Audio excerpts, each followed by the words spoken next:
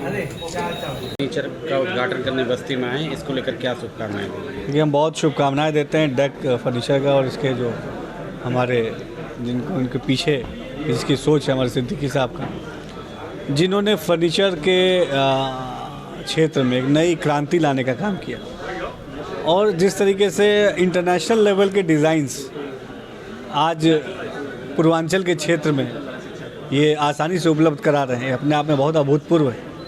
Make in India का जो हमारे प्रधानमंत्री मोदी जी का सपना है, माननीय मुख्यमंत्री जी जो कहते हैं उत्तर प्रदेश को आगे ले जाने के नियत के साथ काम करना है, प्रधानमंत्री जी और मुख्यमंत्री जी के सोच को हमारे डेक संस्था और मजबूती से आगे ले जा रही है। हम इन्हें बहुत शुभकामना देते हैं कि इसी तरीके से ग्रो करें और हमारे प्रदेश का नाम, हमारे देश का नाम रोशन करें। खासकर बस्ती वालों के लिए सर अच्छा आज बड़ा शोरूम है कि बड़ा शोरूम का उद्घाटन आज हमने बस्ती में किया है और मुझे लगता है कि डिज़ाइनिंग के क्षेत्र में बस्ती के लोगों को अब कहीं बाहर जाने की ज़रूरत नहीं है। ये एक ऐसा स्टोर है जहाँ पे आपके इंटीरियर से रिलेटेड सारे प्रॉब्लम्स का सलूशन यहीं मिलेगा।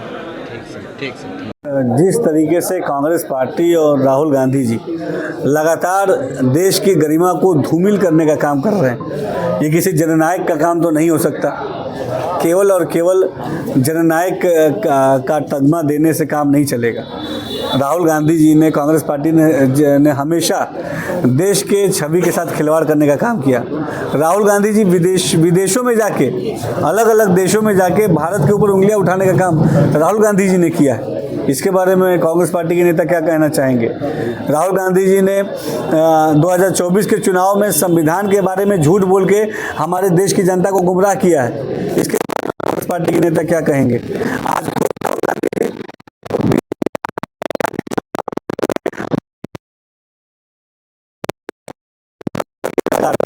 के बारे में कांग्रेस पार्टी के नेता क्या कहेंगे? कांग्रेस पार्टी और राहुल गांधी जी केवल और केवल अपनी राजनीतिक रोटियां सेकने के एजेंडे के साथ काम करते हैं। ना तो जनता के विकास से उन्हें कोई मतलब है, ना तो देश के समृद्धि से उन्हें कोई मतलब है। राहुल गांधी कोलंबिया में है, उन्होंने प्रतिक्रिया दी, लेकिन सांसद जो वीरेंद्र सिंह है सपा के, उन्होंने कहा है कि आरएसएफ से तीखा हमला किया है कि वो पेड न्यूज़ की तरह काम करते थे, पेड की तरह काम करते थे अंग्रेजों के लिए। नहीं, कांग्रेस पार्टी ने तो हमेशा देश को बरगलाने का काम किया। आज़ादी के बाद से लेकर अब तक कांग्रेस पार्टी कितनी बार केंद्र में सत्ता में रही है, लेकिन हमेशा जब जब कांग्रेस पार्टी सत्ता में रही है, देश जो है भ्रष्टाचार की तरफ, भ्रष्टाचार की आग में झोंकने का काम किया है कांग्रेस पार्टी ने देश को। आतंकवाद की आग में झोंकने का काम किया है कांग्रेस पार्टी ने देश को। देश के नौजवानों के सपनों के साथ खिलवाड़ करने का काम किया है कांग्रेस पार्टी ने।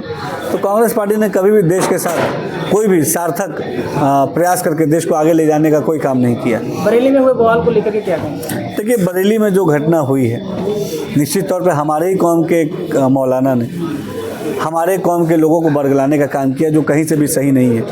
कानपुर की जिस घटना की जिक्र को लेकर तमाम विरोध प्रदर्शन की बातें हो रही हैं, सबसे पहले तो ये जानने की ज़रूरत है कि कानपुर में किसी भी थाने में कोई भी FIR आइलम मोहम्मद लिखने पर नहीं हुआ है।